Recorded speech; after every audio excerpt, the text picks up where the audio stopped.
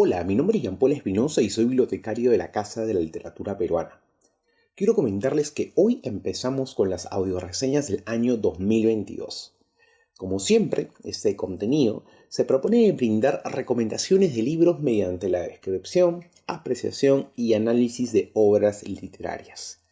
Con la premisa de crear un espacio de reflexión en medio de la pandemia, esperamos con las audioreseñas contribuir a los vínculos entre la ciudadanía y la lectura.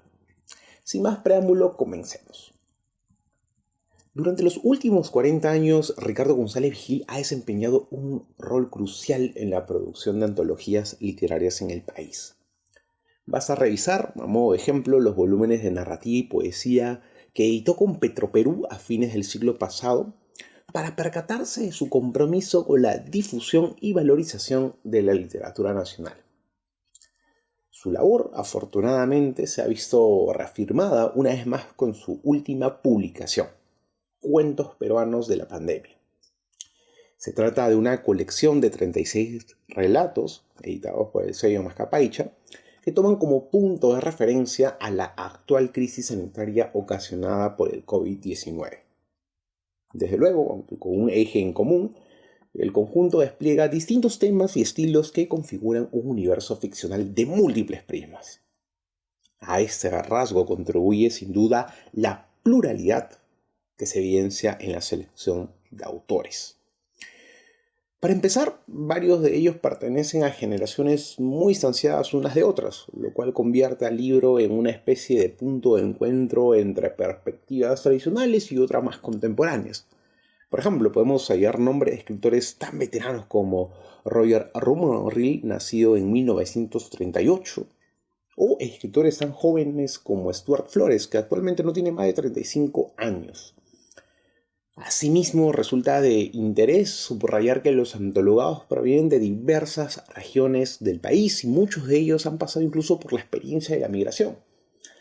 De esa manera leemos a Julián Pérez de Ayacucho, Cromwell Jara de Piura, Eduardo González Viaña de La Libertad, Óscar Colchado de Ancash, Teresa Ruiz Rosas de Arequipa, Omar Aramayo de Puno y un largo etcétera. En pocas palabras, se evidencia aquí una toma de posición crítica respecto al centralismo que tantas veces ha marcado el canon oficial. Y por último, conviene destacar que en el libro se observa una cantidad considerable de géneros literarios, de tal suerte que leemos relatos que transitan entre los dominios del realismo, la ciencia ficción, el policial, lo fantástico y demás. Ahora, después de una lectura atenta, puede señalarse que la antología se propone construir imaginarios en torno a la relación entre muerte, peste y sociedad.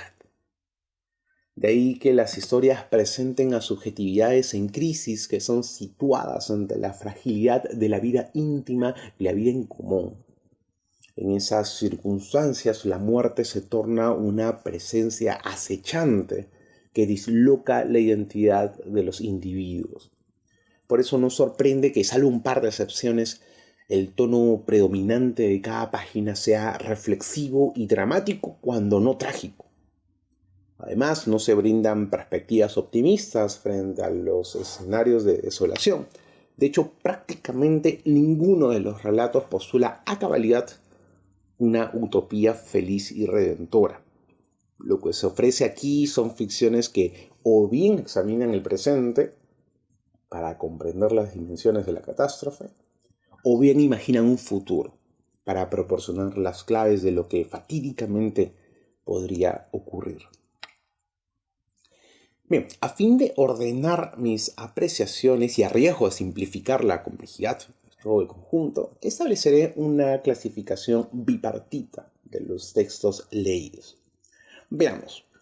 Un primer grupo de cuentos resalta por poner de manifiesto la fractura de los vínculos sociales. Particularmente centran su interés en las tensiones y desigualdades que se han agudizado a partir de la irrupción de la enfermedad. Desde esa lógica se instaura la pregunta por el papel del otro. ¿Es acaso él en realidad un prójimo o es más bien un extraño, un ajeno? Y las historias intentan responder a ese dilema y lo que encuentran es que prevalece la visión según la cual el otro es principalmente una potencial amenaza.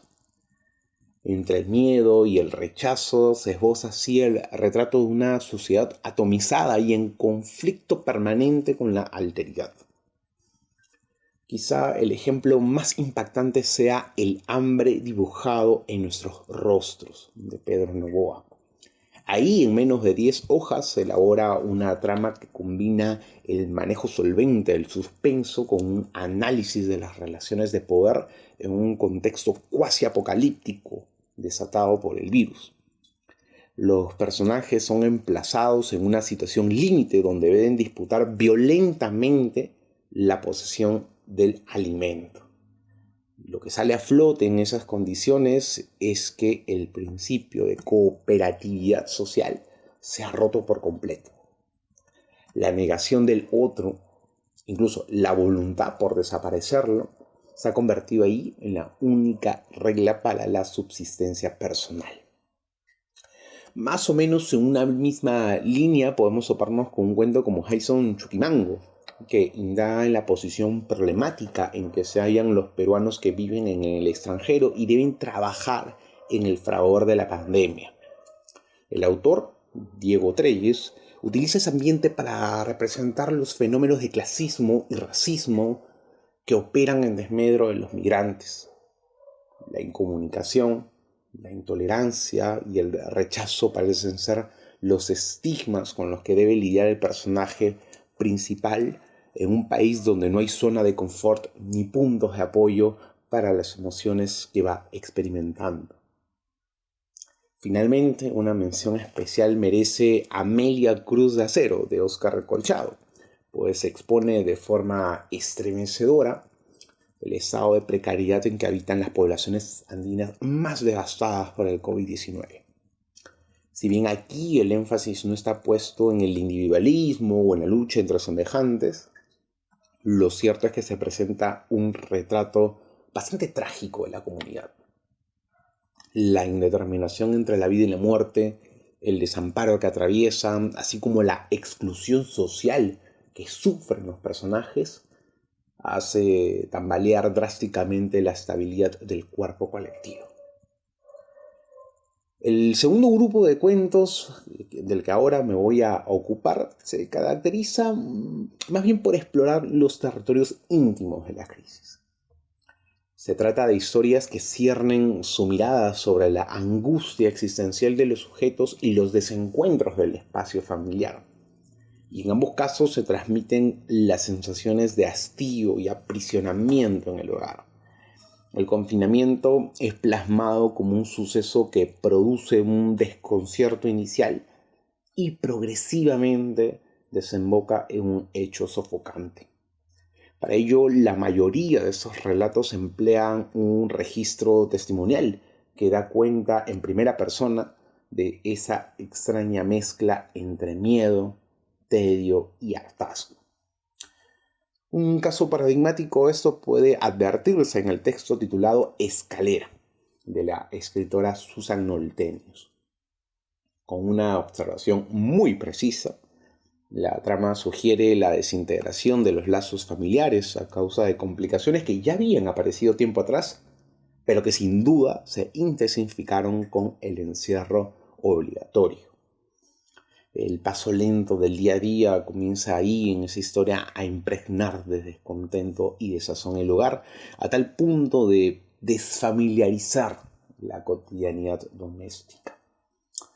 Por su parte, el cuento Bitácora del extravío de Pedro Ugarte Valdivia emplea la técnica del montaje para intercalar las vicisitudes de una pareja de ancianos encerrados en su domicilio con las noticias de los medios de comunicación que se transmiten por señal abierta y otras redes.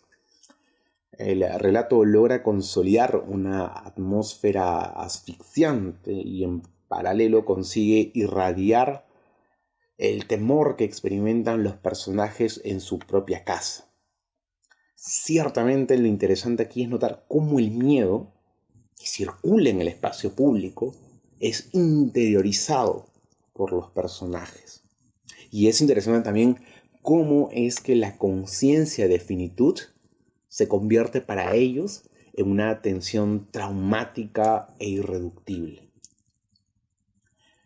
Para finalizar esa parte me gustaría hacer referencia a un último cuento que de alguna manera también hurga en los ángulos más problemáticos del encierro. Se trata de En cuarentena, un texto de Roger Rumril que sobresale por dos motivos básicamente.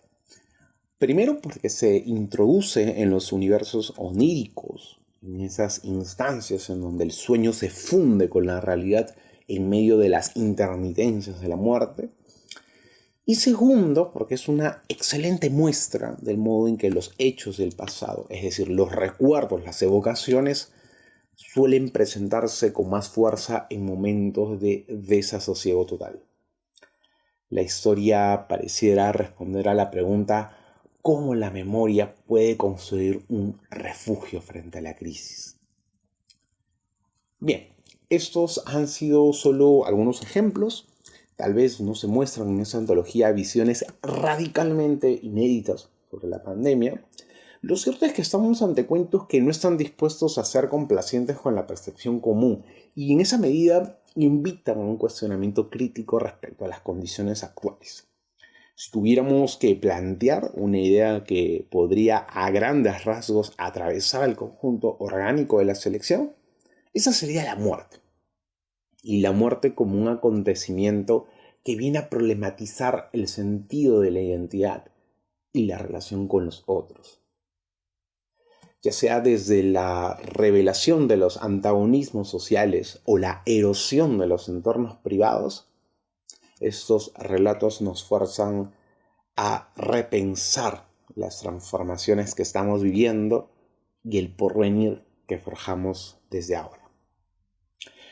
Antes de culminar, quiero recordarles que es imprescindible seguir las medidas sanitarias que el gobierno ha indicado.